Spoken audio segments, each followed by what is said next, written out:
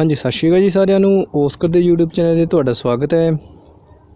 ਅੱਜ ਆਪਾਂ ਫਿਰ ਤੁਹਾਡੇ ਸਾਹਮਣੇ ਹਾਜ਼ਰ ਹੋਏ ਹਾਂ ਜੀਕੇ ਦੀ ਨੈਕਸਟ ਕਲਾਸ ਲੈ ਕੇ, ਜਿਸ ਵਿੱਚ ਆਪਾਂ ਜੀਕੇ ਦੇ ਵੀ ਬਹੁਤ ਹੀ ਇੰਪੋਰਟੈਂਟ ਕੁਐਸਚਨ ਕਰਾਂਗੇ। ਤਾਂ ਆਓ ਆਪਾਂ ਸ਼ੁਰੂ ਕਰਦੇ ਹਾਂ। ਇਹਦਾ ਪਹਿਲਾ ਕੁਐਸਚਨ ਆਪਣਾ ਹੈਗਾ ਹੈ, ਹਰਿਦੁਆਰ ਸ਼ਹਿਰ ਜੋ ਹੈਗਾ, ਹਰਿਦੁਆਰ ਸ਼ਹਿਰ ਹੈ ਉਹ ਕਿਸ ਨਦੀ ਦੇ ਕੰਢੇ 'ਤੇ ਸਥਿਤ ਹੈ। ਤਾਂ ਹਰਿਦੁਆਰ ਜੋ ਸ਼ਹਿਰ ਹੈਗਾ ਹੈ ਉਹ ਆਪਣਾ ਕਿਹੜੀ ਨਦੀ ਦੇ ਕੰਢੇ 'ਤੇ ਸਥਿਤ ਹੈ। ਤਾਂ ਇਹਦੇ ਆਪਣੇ ਕੋਲ ਚਾਰ ਆਪਸ਼ਨ ਹਨ, ਕ੍ਰਿਸ਼ਨਾ ਨਦੀ, ਕਾਵੇਰੀ ਨਦੀ, ਗੰਗਾ ਨਦੀ ਜਾਂ ਮਾਲਪ੍ਰਭਾ ਨਦੀ। ਤਾਂ ਜੋ ਹਰਿਦੁਆਰ ਸ਼ਹਿਰ ਹੈਗਾ ਉਹ ਹੈਗਾ ਆਪਣਾ ਗੰਗਾ ਨਦੀ ਦੇ ਕਿਨਾਰੇ 'ਤੇ ਸਥਿਤ ਹੈ। ਕਿਹੜੀ ਨਦੀ ਦੇ ਕਿਨਾਰੇ ਸਥਿਤ ਹੈ? ਗੰਗਾ ਨਦੀ। ਜੇ ਆਪਾਂ ਨੂੰ ਪੁੱਛ ਲਿਆ ਜਾਵੇ ਵਾਰਾਣਸੀ, ਤਾਂ ਵਾਰਾਣਸੀ ਵੀ ਗੰਗਾ ਨਦੀ ਦੇ ਕਿਨਾਰੇ 'ਤੇ ਸਥਿਤ ਹੈ। ਤਾਂ ਆਪਾਂ ਨੂੰ ਇਹ ਯਾਦ ਹੋਣਾ ਚਾਹੀਦਾ ਹੈ ਵੀ ਕਿਹੜਾ ਸ਼ਹਿਰ ਕਿਹੜੀ ਨਦੀ ਦੇ ਕਿਨਾਰੇ 'ਤੇ। ਤਾਂ ਹਰਿਦੁਆਰ ਤਾਂ ਬਹੁਤ ਫੇਮਸ ਹੈ, ਤਾਂ ਹਰਿਦੁਆਰ ਆਪਾਂ ਨੂੰ ਯਾਦ ਹੋਣਾ। ਤਾਂ ਹਰਿਦੁਆਰ ਜੋ ਹੈਗਾ ਉਹ ਗੰਗਾ ਨਦੀ ਦੇ ਕਿਨਾਰੇ 'ਤੇ ਸਥਿਤ ਹੈਗਾ। ਅਤੇ ਜੇ ਆਪਾਂ ਨੂੰ ਪੁੱਛ ਲਿਆ ਜਾਵੇ ਦਿੱਲੀ, ਤਾਂ ਦਿੱਲੀ ਹੈਗਾ ਯਮੁਨਾ ਨਦੀ ਦੇ ਕਿਨਾਰੇ 'ਤੇ। ਆਓ ਆਪਾਂ ਇਹਦੀ ਐਕਸਪਲੇਨੇਸ਼ਨ ਦੇਖ ਲੈਂਦੇ ਹਾਂ ਥੋੜ੍ਹੀ। ਏਸ਼ੀਆ, ਹੁਣ ਦੇਖੋ ਸਭ ਤੋਂ ਪਹਿਲਾਂ ਆਪਾਂ ਨੂੰ ਯਾਦ ਹੋਣਾ ਚਾਹੀਦਾ ਜੋ ਗੰਗਾ ਨਦੀ ਹੈ, ਕਿਹੜੀ ਨਦੀ ਹੈ? ਜੋ ਗੰਗਾ ਨਦੀ ਹੈਗੀ ਹੈ, ਗੰਗਾ, ਉਹਦਾ ਉਦਗਮ ਸਥਲ ਕਿੱਥੇ ਹੈ? ਠੀਕ ਹੈ ਜੀ। ਅਤੇ ਉਹਦਾ ਐਂਡ ਪੁਆਇੰਟ ਕਿੱਥੇ? ਸਭ ਤੋਂ ਪਹਿਲਾ ਕੁਐਸਚਨ ਆਪਣਾ ਜਾਂਦਾ ਵੀ ਗੰਗਾ ਕਿੱਥੋਂ ਸ਼ੁਰੂ ਹੁੰਦੀ ਹੈ।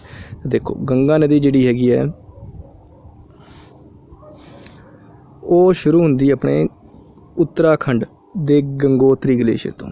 ਕਿੱਥੋਂ? ਉੱਤਰਾਖੰਡ ਦੇ ਗੰਗੋਤਰੀ ਗਲੇਸ਼ੀਅਰ ਤੋਂ। ਇਹਦਾ ਐਂਡ ਪੁਆਇੰਟ ਕਿੱਥੇ ਹੁੰਦਾ ਹੈ? ਇਹਦਾ ਐਂਡ ਪੁਆਇੰਟ ਹੁੰਦਾ ਆਪਣਾ ਬੰਗਾਲ ਦੀ ਖਾੜੀ ਤੋਂ। ਠੀਕ ਹੈ ਜੀ। ਸਭ ਤੋਂ ਪਹਿਲਾ ਕੁਐਸਚਨ ਆਪਾਂ ਯਾਦ ਰੱਖਣਾ, ਗੰਗਾ ਨਦੀ ਹੈ ਜਿਹੜੀ ਉਹ ਕਿੱਥੋਂ ਸ਼ੁਰੂ ਹੁੰਦੀ ਹੈ? ਉੱਤਰਾਖੰਡ ਦੇ ਗੰਗੋਤਰੀ ਗਲੇਸ਼ੀਅਰ ਤੋਂ, ਅਤੇ ਇਹਦਾ ਐਂਡ ਪੁਆਇੰਟ ਆ ਜਾਏਗਾ ਬੰਗਾਲ ਦੀ ਖਾੜੀ। ਠੀਕ ਹੈ ਜੀ। ਹੁਣ ਇਹ ਕਿਹੜੇ ਦੇਸ਼ਾਂ ਵਿੱਚ ਮਤਲਬ ਵਹਿੰਦੀ ਹੈ? ਕਿਹੜੇ ਦੇਸ਼ਾਂ ਵਿੱਚ ਵਹਿੰਦੀ ਹੈ? ਤਾਂ ਦੇਖੋ ਇਹ ਦੋ ਦੇਸ਼ਾਂ ਵਿੱਚ ਵਹਿੰਦੀ ਹੈ। ਕਿਹੜੇ ਹੈਗੇ? ਇੱਕ ਇੰਡੀਆ ਅਤੇ ਇੱਕ ਬੰਗਲਾਦੇਸ਼। ਠੀਕ ਹੈ ਜੀ। ਇੰਡੀਆ ਅਤੇ ਬੰਗਲਾਦੇਸ਼, ਇਹ ਦੋ ਆਪਣੇ।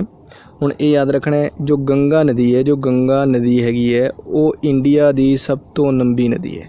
ਉਹ ਇੰਡੀਆ ਦੀ ਕੀ ਆ ਜਾਏਗੀ? ਆਪਣੇ ਭਾਰਤ ਦੀ ਸਭ ਤੋਂ ਲੰਬੀ ਨਦੀ ਹੈਗੀ ਹੈ ਜੇ ਆਪਣੇ ਇੰਡੀਆ ਦੀ ਗੱਲ ਕੀਤੀ ਜਾਵੇ। ਤਾਂ ਜੇ ਵਰਲਡ ਦੀ ਗੱਲ ਕੀਤੀ ਜਾਵੇ ਤਾਂ ਵਿਸ਼ਵ ਦੀ ਸਭ ਤੋਂ ਲੰਬੀ ਨਦੀ ਹੈਗੀ ਆਪਣੇ ਨੀਲ ਨਦੀ। ਇਹ ਕਿੱਥੇ? ਆਪਣੇ ਸਾਊਥ ਅਫਰੀਕਾ, ਮਤਲਬ ਅਫਰੀਕਾ ਮਹਾਂਦੀਪ ਦੇ ਵਿੱਚ ਹੈਗੀ ਹੈ।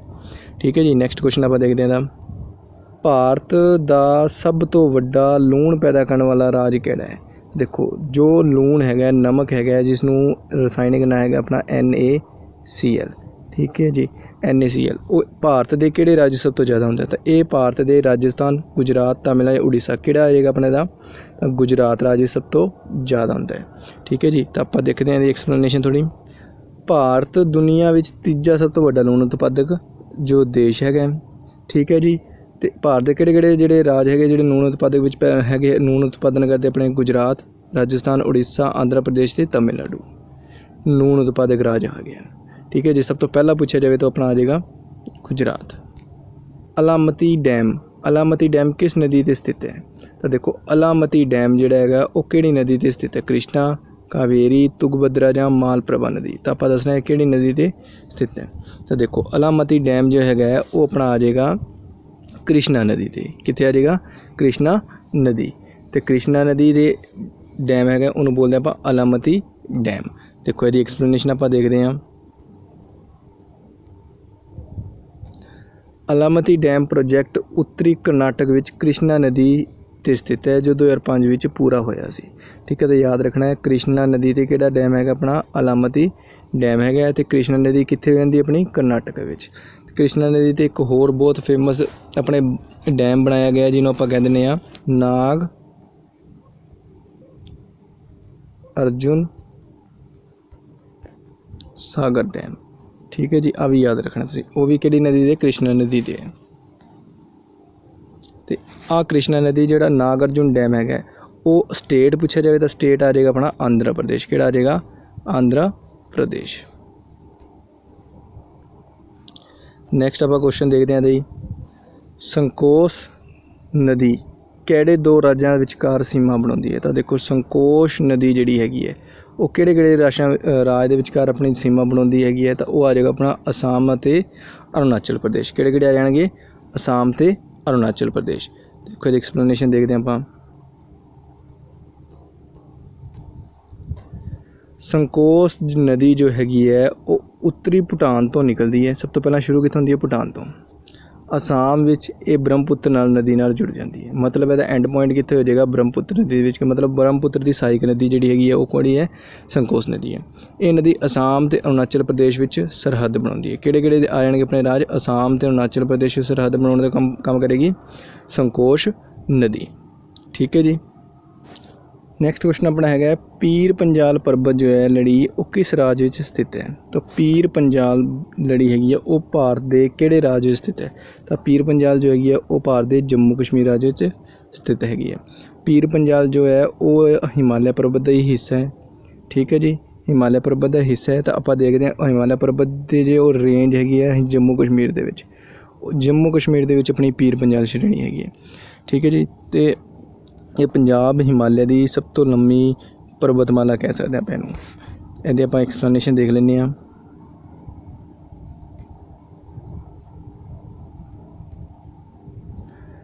ਪੀਰ ਪੰਜਾਲ ਰੇਂਜ ਅੰਦਰੂਨੀ ਹਿਮਾਲਿਆ ਵਿੱਚ ਸਥਿਤ ਹੈ। ਇਹ ਹਿਮਾਲਿਆ ਪ੍ਰਦੇਸ਼ ਜੰਮੂ ਕਸ਼ਮੀਰ ਪੂਰਬੀ ਪੱਛਮ ਵੱਲ ਪਾਕਿਸਤਾਨ ਦੇ ਕਬਜ਼ੇ ਵਾਲੇ ਕਸ਼ਮੀਰ ਵਿੱਚ ਸਥਿਤ ਹੈ। ਮਤਲਬ ਇਹ ਪਾਕਿਸਤਾਨ ਅਤੇ ਭਾਰਤ ਦੇ ਬਾਰਡਰ 'ਤੇ ਸਥਿਤ ਹੈਗੀ। ਇਹਦੀ ਉਚਾਈ 1400 ਮੀਟਰ ਤੋਂ 4100 ਮੀਟਰ ਦੇ ਵਿਚਕਾਰ ਹੈ।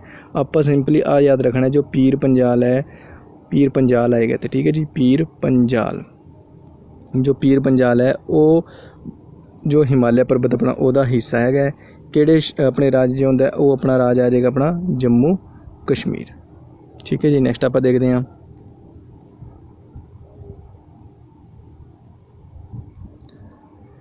ਆਕਸੀਜਨ ਦੀ ਸਪਲਾਈ ਤੋਂ ਬਿਨਾਂ ਇਹਦੇ ਮਾਊਂਟ ਐਵਰੈਸਟ ਆਏਗਾ। ਕੀ ਆਏਗਾ?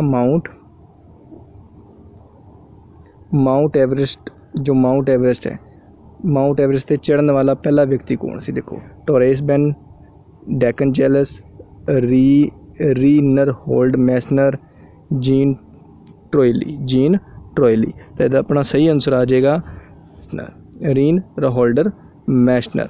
ਰੀਨਰਹੋਲਡ ਮੈਸਨਰ ਜਿਹੜਾ ਪਹਿਲਾ ਵਿਅਕਤੀ ਸੀ ਜੋ ਮਾਊਂਟ ਐਵਰੈਸਟ 'ਤੇ ਬਿਨਾਂ ਆਕਸੀਜਨ ਦੇ ਚੜ੍ਹਿਆ ਸੀ। ਕਿਹੜੇ? ਬਿਨਾਂ ਆਕਸੀਜਨ 'ਤੇ। ਤਾਂ ਆਪਾਂ ਇਹਦੀ ਐਕਸਪਲੇਨੇਸ਼ਨ ਦੇਖ ਲੈਂਦੇ ਹਾਂ। ਦੇਖੋ ਜੀ 1978 ਵਿੱਚ ਜਰਮਨੀ ਦੇ ਕੌਣ ਸੀ? ਜਰਮਨੀ ਦੇ ਰੀਨਹੋਲਡ ਮੈਸਨਰ ਅਤੇ ਇੱਕ ਹੋਰ ਬੰਦਾ ਸੀ ਪੀਟਰ ਹੈਬਲਰ। ਇਹ ਦੋਵੇਂ ਬੰਦੇ ਮਾਊਂਟ ਐਵਰੈਸਟ 'ਤੇ ਚੜ੍ਹੇ ਸੀ, ਉਹ ਵੀ ਬਿਨਾਂ ਆਕਸੀਜਨ ਦੇ। ਠੀਕ ਹੈ ਜੀ। ਉਹ ਸਮੁੰਦਰ ਦੇ ਪੱਧਰ ਤੋਂ 8000 ਮੀਟਰ ਦੇ ਉੱਪਰ ਸਾਰੇ ਪਹਾੜ ਚੜ੍ਹਨ ਵਾਲਾ ਪਹਿਲਾ ਵਿਅਕਤੀ ਸੀ। ਜੇ ਆਪਾਂ ਕਹਿ ਦਈਏ ਵੀ 8000 ਮੀਟਰ ਉੱਪਰ ਚੜ੍ਹਨ ਵਾਲਾ ਪਹਿਲਾ ਵਿਅਕਤੀ ਕੌਣ ਸੀ? 8000 ਮੀਟਰ ਉੱਪਰ ਪਹਾੜਾਂ 'ਤੇ ਚੜ੍ਹਨ ਵਾਲਾ ਪਹਿਲਾ ਵਿਅਕਤੀ ਆਪਣਾ ਆ ਜਾਏਗਾ ਰੀਨਹੋਲਡ ਮੈਸਨਰ ਬਿਨਾਂ ਆਕਸੀਜਨ ਦੇ। ਠੀਕ ਹੈ ਜੀ। ਤਾਂ ਆਪਾਂ ਯਾਦ ਰਹਿਣਾ ਕਦੋਂ ਚੜ੍ਹਿਆ ਸੀ? 1978 ਵਿੱਚ। ਜਰਮਨੀ ਦਾ ਸੀ ਰੀਨਹੋਲਡ ਮੈਸਨਰ। ਨੈਕਸਟ ਕੁਐਸਚਨ ਆਪਣਾ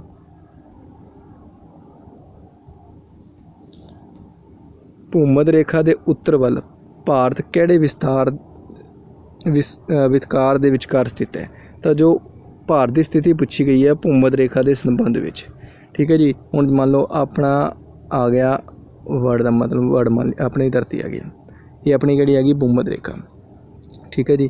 ਤਾਂ ਇਹ ਆਪਣਾ ਆ ਜਾਏਗਾ ਉੱਪਰ ਵਾਲਾ ਨੌਰਥ ਸਾਈਡ, ਇਹ ਆ ਜਾਏਗਾ ਸਾਊਥ ਸਾਈਡ। ਤਾਂ ਆਪਾਂ ਨੂੰ ਪਤਾ ਹੈ ਜੋ ਇੰਡੀਆ ਆਪਣਾ ਹੈ ਉਹ ਇਸ ਖਾਨੇ 'ਚ ਸਥਿਤ ਹੈ। ਜੇ ਆਪਾਂ ਦੇਖੀਏ ਤਾਂ ਆਹ ਖਾਨੇ 'ਚ ਇੰਡੀਆ ਸਥਿਤ ਹੈ। ਤਾਂ ਉਹਦੀ ਸਥਿਤੀ ਪੁੱਛੀ ਗਈ ਹੈ, ਉਹਦੀ ਸਥਿਤੀ ਕੀ ਹੈ ਵੀ ਇੰਡੀਆ ਦੀ ਸਥਿਤੀ ਕੀ ਹੈ? ਤਾਂ ਕਿਹੜੇ ਪਾਸੇ ਪੁੱਛੀ ਗਈ ਹੈ? ਉੱਤਰ ਵਾਲੇ ਪਾਸੋਂ। ਦੇਖੋ ਉੱਤਰ ਵਾਲੇ ਪਾਸੇ ਇੰਡੀਆ ਦੀ ਸਥਿਤੀ ਆਏਗੀ ਉਹ ਦੇਖੋ 8 ਡਿਗਰੀ 4 ਮਿੰਟ ਤੋਂ 37 ਡਿਗਰੀ 6 ਮਿੰਟ ਹੈਗੀ ਹੈ, ਜਾਂ 7 ਡਿਗਰੀ 4 ਮਿੰਟ ਤੋਂ 39 ਡਿਗਰੀ 6 ਮਿੰਟ ਹੈ, 8 ਡਿਗਰੀ 7 ਮਿੰਟ ਤੋਂ 36 ਡਿਗਰੀ 6 ਮਿੰਟ ਹੈ, 7 ਡਿਗਰੀ 4 ਮਿੰਟ ਤੋਂ 40 ਡਿਗਰੀ 6 ਮਿੰਟ ਹੈ। ਤਾਂ ਇਹਦਾ ਆਪਣਾ ਸਹੀ ਆਨਸਰ ਕੀ ਆਏਗਾ? ਸਹੀ ਆਨਸਰ ਆ ਜਾਏਗਾ ਆਪਣਾ ਏ। ਭਾਰਤ ਦੀ ਜੋ ਸਥਿਤੀ ਹੈ 8 ਡਿਗਰੀ 4 ਮਿੰਟ ਤੋਂ ਲੈ ਕੇ 37 ਡਿਗਰੀ 6 ਮਿੰਟ ਉੱਤਰੀ ਅਕਸ਼ਾਂਸ਼ ਹੈਗੀ ਹੈ। ਠੀਕ ਹੈ ਜੀ। ਤਾਂ ਆਪਾਂ ਯਾਦ ਰੱਖਣਾ ਹੈ। ਤਾਂ ਦੇਖੋ ਇਹਦੀ ਐਕਸਪਲੇਨੇਸ਼ਨ ਆਪਾਂ ਦੇਖਦੇ ਹਾਂ।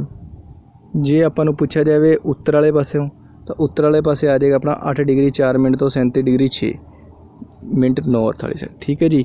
ਜੇ ਪੁੱਛਿਆ ਜਾਵੇ ਪੂਰਬ ਵਾਲੀ ਸਾਈਡ ਤਾਂ ਪੂਰਬ ਵਾਲੀ ਸਾਈਡ ਆ ਜਾਏਗਾ ਆਪਣਾ 68 ਡਿਗਰੀ 68 ਡਿਗਰੀ 7 ਮਿੰਟ ਤੋਂ, ਇਹ ਆ ਜਾਏਗਾ, ਇਹ ਤਾਂ ਗਲਤ ਲਿਖਿਆ ਹੋਇਆ, ਇਹਦਾ ਸਹੀ ਆਨਸਰ ਆ ਜਾਏਗਾ 68 ਡਿਗਰੀ 7 ਮਿੰਟ ਤੋਂ ਲੈ ਕੇ 97 ਡਿਗਰੀ 6 ਮਿੰਟ 97 ਡਿਗਰੀ 25 ਮਿੰਟ ਤੱਕ। ਠੀਕ ਹੈ ਜੀ। ਆ ਯਾਦ ਰੱਖਣਾ ਆਪਾਂ। ਸਹੀ ਕੀ ਆਏਗਾ ਆਪਣਾ 68 ਡਿਗਰੀ 7 ਮਿੰਟ ਤੋਂ 97 ਡਿਗਰੀ 25 ਮਿੰਟ ਤਾਈਂ ਆਪਣਾ ਕੀ ਆਏਗਾ? ਪੂਰਬੀ ਦਿਸ਼ਾਂਤਰ ਹੈ ਜਿਹਨੂੰ ਆਪਾਂ ਈਸਟ ਬੋਲਦੇ ਹਾਂ। ਨੈਕਸਟ ਕੁਐਸਚਨ ਆ ਗਿਆ ਆਪਣਾ ਕਚਿਨ ਪਹਾੜੀ ਭਾਰਤ ਦੇ ਕਿਸ ਦੇਸ਼ ਦੀ ਸਰਹੱਦ ਨਾਲ ਸੰਬੰਧਿਤ ਹੈ? ਤਾਂ ਜੋ ਕਚਿਨ ਪਹਾੜੀ ਹੈ ਉਹ ਕਿਸ ਦੇਸ਼ ਨਾਲ ਸੰਬੰਧਿਤ ਹੈ? ਭੂਟਾਨ ਨਾਲ, ਮਿਆਂਮਾਰ ਨਾਲ, ਨੇਪਾਲ ਨਾਲ ਜਾਂ ਚੀਨ ਨਾਲ?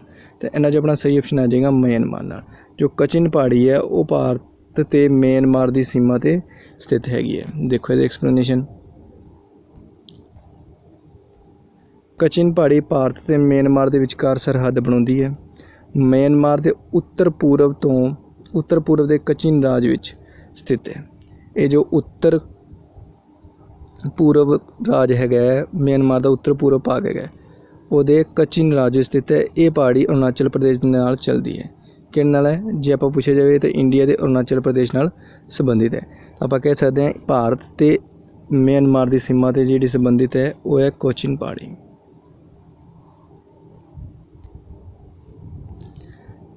ਨੈਕਸਟ ਕੁਐਸਚਨ ਆਪਾਂ ਦੇਖਦੇ ਹਾਂ ਇਹਦਾ, ਭਾਰਤ ਦੀ ਸਭ ਤੋਂ ਲੰਮੀ ਨਦੀ ਕਿਹੜੀ ਹੈ? ਤਾਂ ਮੈਂ ਤੁਹਾਨੂੰ ਪਹਿਲਾਂ ਵੀ ਦੱਸ ਚੁੱਕਿਆ ਤਾਂ ਭਾਰਤ ਦੀ ਸਭ ਤੋਂ ਲੰਮੀ ਨਦੀ ਆ ਜਾਏਗੀ ਆਪਣੀ ਗੰਗਾ ਨਦੀ। ਅਤੇ ਇਹਦਾ ਮੈਂ ਉਦਗਮ ਸਥਲ ਤੁਹਾਨੂੰ ਦੱਸਿਆ, ਉਦਗਮ ਸਥਲ ਆ ਜਾਏਗਾ ਇਹਦਾ, ਦੇਖੋ ਜੀ ਗੰਗਾ ਨਦੀ ਮੈਂ ਤੁਹਾਨੂੰ ਪਹਿਲਾਂ ਦੱਸਿਆ ਸੀ, ਇਹ ਸਟਾਰਟਿੰਗ ਪੁਆਇੰਟ ਹੈ ਗੰਗੋਤਰੀ ਗਲੇਸ਼ੀਅਰ ਤੋਂ ਜੋ ਉੱਤਰਾਖੰਡ 'ਚ ਹੈ। ਐਂਡ ਪੁਆਇੰਟ ਇਹਦਾ ਹੈ ਬੰਗਾਲ ਦੀ ਖਾੜੀ। ਜਿਹਦੀ ਟੋਟਲ ਦੂਰੀ ਪੁੱਛ ਲਏ ਤਾਂ 2525 ਕਿਲੋਮੀਟਰ ਆ ਜਾਏਗਾ। ਕਿੰਨਾ ਆ ਜਾਏਗਾ? 2525 ਕਿਲੋਮੀਟਰ।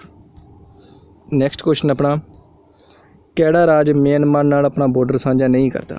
ਤਾਂ ਇਹਨਾਂ ਵਿੱਚੋਂ ਕਿਹੜਾ ਰਾਜ ਹੈ ਜਿਹੜਾ ਮਿਆਂਮਾਰ ਨਾਲ ਆਪਣਾ ਬਾਰਡਰ ਸਾਂਝਾ ਨਹੀਂ ਕਰਦਾ? ਤਾਂ ਆਪਾਂ ਪਿੱਛੇ ਪੜ੍ਹ ਕੇ ਗਏ ਹਾਂ, ਜੋ ਅਰੁਣਾਚਲ ਪ੍ਰਦੇਸ਼ ਹੈ ਉਹਦੀ ਕੋਚਿਨ ਦੀ ਜਿਹੜੀ ਪਹਾੜੀ ਹੈ, ਕਚਿਨ ਪਹਾੜੀ ਹੈ, ਉਹ ਇਹਦੇ ਨਾਲ ਉਹਦੇ ਰਾਹੀਂ ਬਾਰਡਰ ਆਪਣਾ ਸਾਂਝਾ ਕਰਦੇ ਆ। ਨੈਕਸਟ ਮਣੀਪੁਰ, ਨਾਗਾਲੈਂਡ ਜਾਂ ਅਸਾਮ। ਅਤੇ ਜੋ ਆਪਣਾ ਸਹੀ ਆਨਸਰ ਆ ਜਾਏਗਾ ਅਸਾਮ।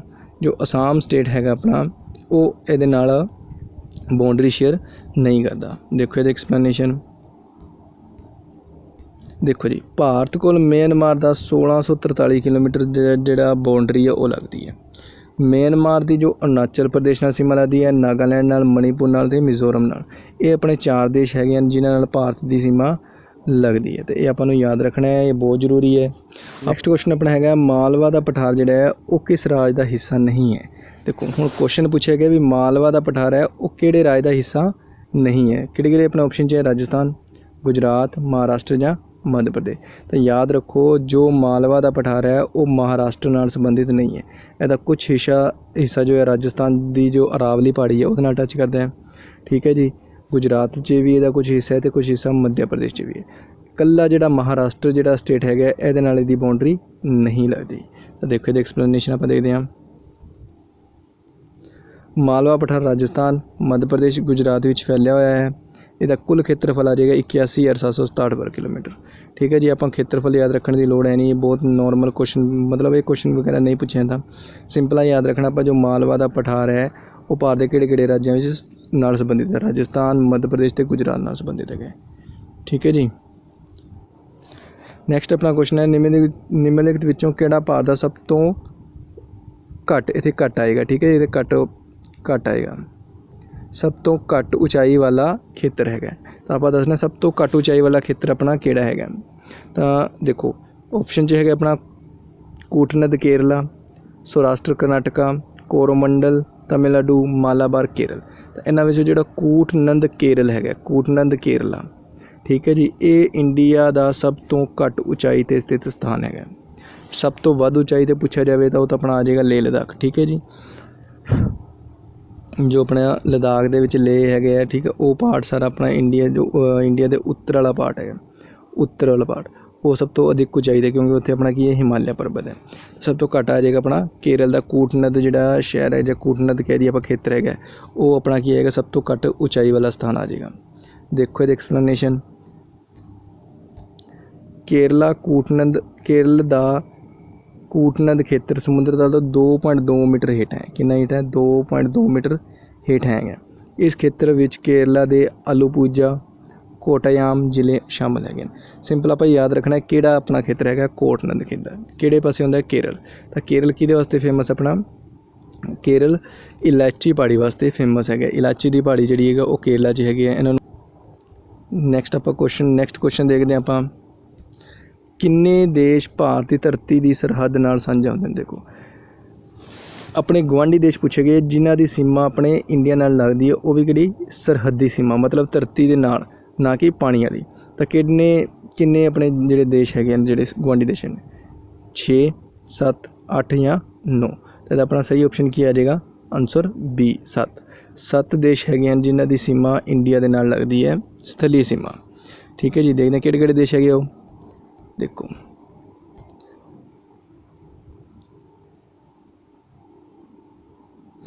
ਭਾਰਤ ਦੀ ਜੋ ਕੁੱਲ 15,106 ਕਿਲੋਮੀਟਰ ਦੀ ਖੇਤਰੀ ਸਰਹੱਦ ਹੈ।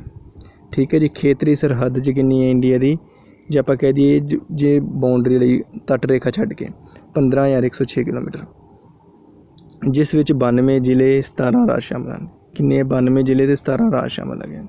ਭਾਰਤ ਦੀ ਧਰਤੀ ਦੀ ਸਰਹੱਦ ਕਿਹੜੇ ਦੇਸ਼ਾਂ ਨਾਲ ਲੱਗਦੀ ਹੈ, ਤਾਂ ਆਪਾਂ ਮੇਨ ਉਹ ਯਾਦ ਰੱਖਣਾ ਵੀ ਕਿਹੜੇ ਦੇਸ਼ਾਂ ਨਾਲ ਲੱਗਦੀ ਹੈ। ਕਿਹੜੇ ਆਪਣੇ ਪਾਕਿਸਤਾਨ, ਬੰਗਲਾਦੇਸ਼, ਚੀਨ, ਨੇਪਾਲ, ਮਿਆਂਮਾਰ, ਭੂਟਾਨ ਅਤੇ ਅਫਗਾਨਿਸਤਾਨ।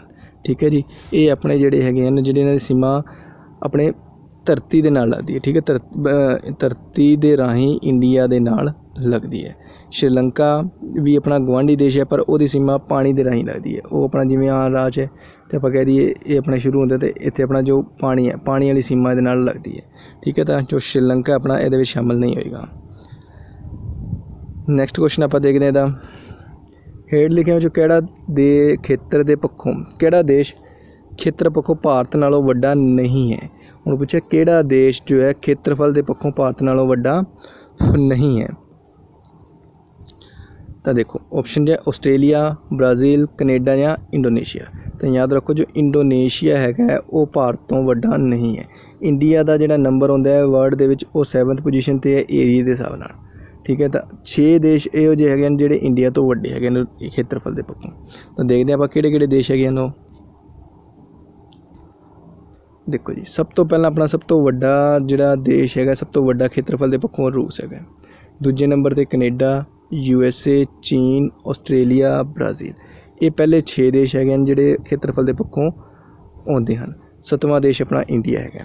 ਠੀਕ ਹੈ ਜੀ, ਇੰਡੀਆ ਦਾ 7ਵਾਂ ਨੰਬਰ। ਜੇ ਪੁੱਛਿਆ ਜਾਵੇ ਜਨਸੰਖਿਆ ਪੱਖੋਂ, ਤਾਂ ਜਨਸੰਖਿਆ ਪੱਖੋਂ ਇੰਡੀਆ ਦਾ ਨੰਬਰ ਹੁੰਦਾ ਆਪਣਾ 2nd। ਪਹਿਲੇ ਨੰਬਰ 'ਤੇ ਹੁੰਦਾ ਆਪਣਾ ਕਿਹੜਾ ਹੋਏਗਾ, ਚਾਈਨਾ। ਚਾਈਨਾ ਦਾ ਜਨਸੰਖਿਆ 'ਚ ਪਹਿਲਾ ਨੰਬਰ ਹੈਗਾ। ਨੈਕਸਟ ਕੁਐਸਚਨ ਆਪਾਂ ਦੇਖਦੇ ਹਾਂ, ਭਾਰਤ ਦੇ ਕਿਸ ਰਾਜ ਦੀ ਭੂਟਾਨ ਨਾਲ ਸਭ ਤੋਂ ਲੰਬੀ ਸਰਹੱਦ ਹੈ। ਹੁਣ ਦੇਖੋ ਭੂਟਾਨ ਜਿਹੜਾ ਹੈਗਾ, ਭੂਟਾਨ ਵੀ ਆਪਣਾ ਗੁਆਂਢੀ ਦੇਸ਼ ਹੈ, ਤਾਂ ਇਹਦੀ ਸੀਮਾ ਵੀ ਭਾਰਤ ਦੇ ਕਿਹੜੇ ਨਾ ਕਿਸੇ ਰਾਜ ਨਾਲ ਲੱਗੇਗੀ। ਤਾਂ ਸਭ ਤੋਂ ਜ਼ਿਆਦਾ ਲੰਬੀ ਸਰਹੱਦ ਇਹ ਕਿਹੜੇ ਰਾਜ ਨਾਲ ਬਣਾਉਂਦਾ ਹੈ, ਤਾਂ ਦੇਖੋ ਸਭ ਤੋਂ ਜ਼ਿਆਦਾ ਆਪਸ਼ਨ ਜੋ ਆਪਣਾ ਅਸਾਮ, ਸਿੱਕਮ, ਅਰੁਣਾਚਲ ਪ੍ਰਦੇਸ਼ ਜਾਂ ਪੱਛਮੀ ਬੰਗਾਲ। ਤਾਂ ਆਪਾਂ ਕਿਹੜੇ ਨਾਲ ਆਪਣੇ ਜਿਹੜੀ ਹੈ ਭੂਟਾਨ ਸਭ ਤੋਂ ਲੰਬੀ ਸੀਮਾ ਬਣਾਏਗਾ, ਤਾਂ ਆਪਣਾ ਇਹਦਾ ਸਹੀ ਆਨਸਰ ਆ ਜਾਏਗਾ ਅਸਾਮ। ਅਸਾਮ ਦੇ ਨਾਲ ਜੋ ਹੈ ਭੂਟਾਨ ਸਭ ਤੋਂ ਲੰਬੀ ਸੀਮਾ ਬਣਾਉਂਦਾ ਹੈਗਾ। ਤਾਂ ਦੇਖੋ ਇਹਦੀ ਐਕਸਪਲੇਨੇਸ਼ਨ ਆਪਾਂ।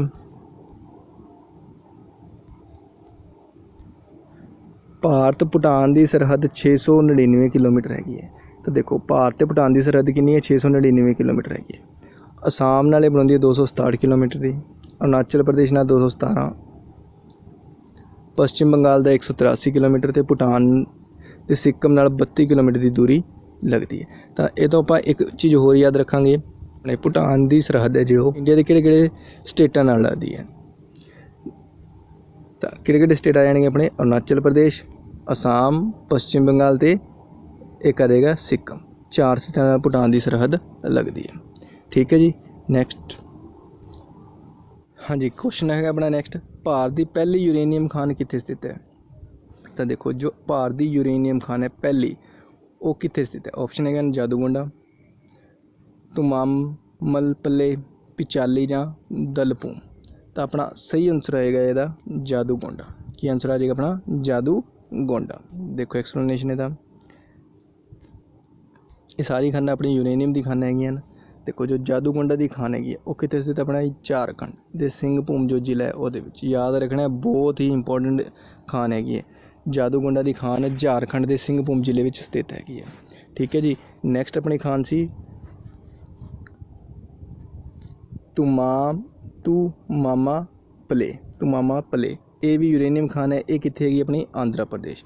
ਠੀਕ ਹੈ, ਐਗਜ਼ਾਮ 'ਚ ਆਪਾਂ ਨੂੰ ਕੁਐਸਚਨ ਕਿਵੇਂ ਆਉਂਦਾ, ਆਪਾਂ ਸਿੰਪਲ ਇਹਦਾ ਨਾਂ ਦੇ ਦੇਣਗੇ ਖਾਨ ਦਾ, ਯੂਰੇਨੀਅਮ ਖਾਨ, ਤੁਮਾਮਪਲੇ ਖਾਨ। ਇਹ ਭਾਰਤ ਦੇ ਕਿਹੜੇ ਨਾਲ ਸੰਬੰਧਿਤ ਹੈ, ਭਾਰਤ ਦੇ ਆਂਧਰਾ ਪ੍ਰਦੇਸ਼ ਨਾਲ ਸੰਬੰਧਿਤ ਹੈ। ਨੈਕਸਟ ਖਾਨ ਸੀ ਜਿਹੜੀ ਆਪਣੀ ਉਹ ਸੀ ਆਪਣੀ ਪਿਚਾਲੀ ਖਾਨ। ਪਿਚਾਲੀ ਖਾਨ ਜਿਹੜੀ ਹੈ ਉਹ ਬਿਹਾਰ ਵਿੱਚ ਹੈ।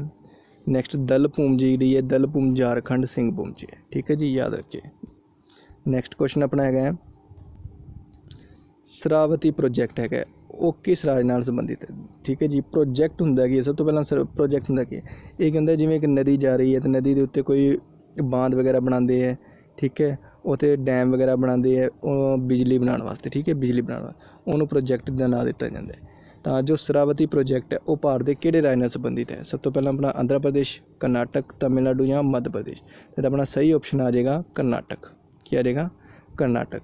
ਕਿਉਂਕਿ ਜੋ ਸ਼ਰਾਵਤੀ ਨਦੀ ਹੈਗੀ ਉਹ ਪੂਰੀ ਤਰ੍ਹਾਂ ਕਿੱਥੇ ਪੈਂਦੀ ਹੈ? ਕਰਨਾਟਕ 'ਚ ਪੈਂਦੀ, ਤਾਂ ਕਰਕੇ ਜੋ ਕਰਨਾਟਕ ਆਪਣਾ ਉਹ ਕੀ ਆ ਜਾਏਗਾ? ਇੱਕ ਸਹੀ ਆਨਸਰ ਆਏਗਾ ਇਹਦਾ।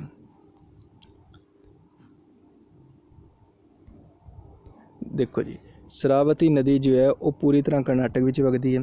ਹੁਣ ਫੇਮਸ ਕਿਉਂ ਸ਼ਰਾਵਤੀ ਨਦੀ?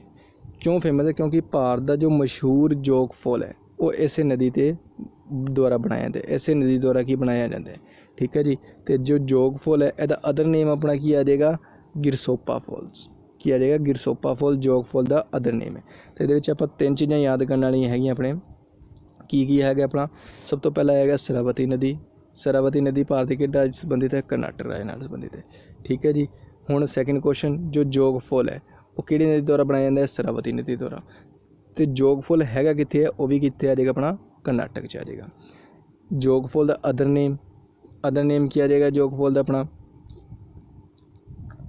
ਜੋਗ ਫਾਲ ਦਾ ਅਦਰ ਨੇਮ ਆ ਜਾਏਗਾ ਆਪਣਾ ਗਿਰਸੋਪਾ ਫਾਲਸ, ਠੀਕ ਹੈ ਜੀ। ਇਹ ਤਿੰਨੋਂ ਯਾਦ ਰੱਖਣਾ ਆਪਾਂ। ਨੈਕਸਟ ਕੁਐਸਚਨ ਆਪਣਾ ਹੈਗਾ ਹਰੀ ਕ੍ਰਾਂਤੀ। ਜੋ ਹਰੀ ਕ੍ਰਾਂਤੀ ਦੇ ਪਿਤਾ ਕਿਸ ਨੂੰ ਕਹਿੰਦੇ? ਤਾਂ ਯਾਦ ਰੱਖੋ, ਹਰੀ ਕ੍ਰਾਂਤੀ ਪਹਿਲਾਂ ਤਾਂ ਹੈ ਕੀ ਸੀ ਹਰੀ ਕ੍ਰਾਂਤੀ? ਜਦੋਂ ਇਹ ਗੱਲ ਹੈ 1967 ਵਿੱਚ 1967-68 ਵਿੱਚ ਕੀ ਹੋਇਆ ਸੀ? ਜੋ ਆਪਣੇ ਕਣਕ ਅਤੇ ਚਾਵਲ ਹੈ ਉਹਨਾਂ ਦੀ ਖੇਤੀ ਵਿੱਚ ਬਹੁਤ ਜ਼ਿਆਦਾ, ਉਹਨਾਂ ਦੀ ਪ੍ਰੋਡਕਸ਼ਨ ਬਹੁਤ ਜ਼ਿਆਦਾ ਵੱਧ ਗਈ ਸੀ।